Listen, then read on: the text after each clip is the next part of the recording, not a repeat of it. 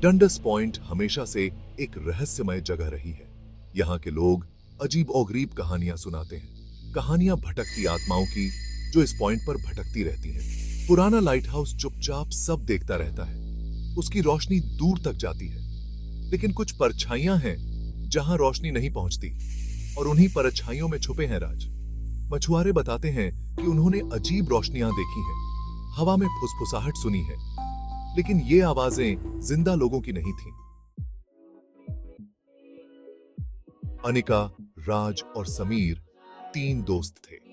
तीनों ही नौजवान और नए रोमांच के भूखे। डंडस पॉइंट का रहस्य उन्हें अपनी ओर खींच रहा था। हमें वहां जाना चाहिए, रात बितानी चाहिए। देखते हैं कहानियां सच हैं या नहीं। हाँ यार, क्यों नहीं? क्या हो जाएगा सबसे बुरा? समीर थोड़ा डरा हुआ था, लेकिन अपने दोस्तों को अकेला नहीं छोड़ सकता था। तो तीनों ने अपना बैग पैक किया और निकल पड़े अनजान रास्तों पर।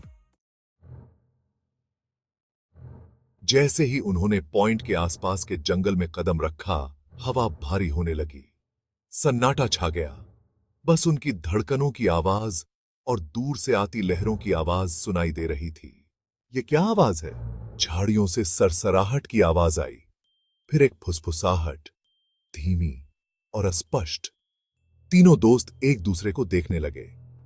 आगे बढ़ते हुए उनके होश उड़े हुए थे। जंगल जैसे उन पर और भारी होता जा रहा था। फुसफुसाहट तेज होती गई। ऐसा लग रहा था जैसे हर तरफ से आ रही हो।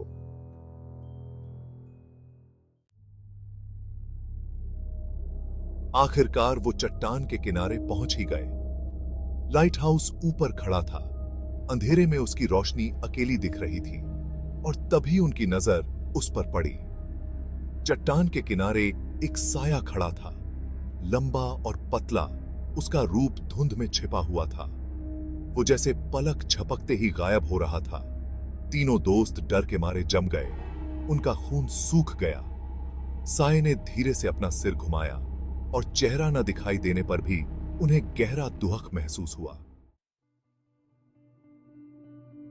साये ने अपना हाथ उठाया, नीचे समुद्र की ओर इशारा करते हुए, और फिर जितनी जल्दी वो प्रकट हुआ था, उतनी ही जल्दी गायब हो गया। अनिका, राज और समीर कुछ देर वहीं खड़े रहे। जो कुछ उन्होंने देखा था उसे समझने की कोशिश कर रहे थे। बस लहरों की आवाज और दूर से आती एक समुद्री चिड़िया की आवाज ही सन्नाटे को तोड़ रही थी। वो क्या था? पता नहीं, लेकिन मुझे लगता है वो हमें कुछ दिखाना चाहता था। उस रात बाकी समय तीनों दोस्त लाइट हाउस के नीचे दुबके रहे। डर के मारे सो भी नहीं सके। सुबह होने पर उन्होंने उस जगह की तलाश करने का फैसला किया जहां साये ने इशारा किया था। सावधानी से वे चट्टान के नीचे उतरे। चट्टान के नीचे उन्हें एक छोटी सी जगह मिली, और वहां रेत में आधा दबा हुआ एक लकड़ी का संदूक था। कांपते हाथों से उन्होंने संदूक खोला। अंदर उन्हें एक चमड़े की जिल्द वाली डायरी और कुछ पुरानी तस्वीरें मिली। डायरी एक युवती अन्या की थी, जो एक सदी पहले अपने परिवार के साथ लाइट हाउस में रहती थी। उसने समुद्र के किनारे अपनी जिंदगी, अपनी उम्मीदों और अपने सपनों के बारे में लिखा था। और फिर उसके शब्दों में एक अजीब सा डर झलकने लगा।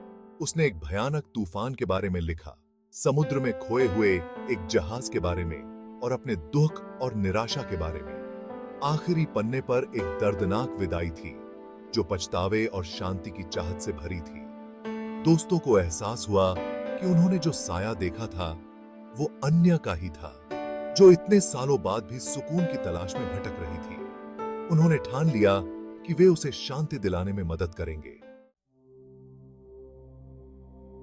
उन्होंने सावधानी से अन्य का सामान इकट्ठा किया और उसे स्थानीय इतिहास सोसाइटी ले गए। वहां उसकी कहानी को संजो कर रखा जाएगा और उसकी याद में सम्मान दिया जाएगा। जैसे ही वे सोसाइटी से बाहर निकले, उन्हें एक अलग ही सुकून महसूस हुआ।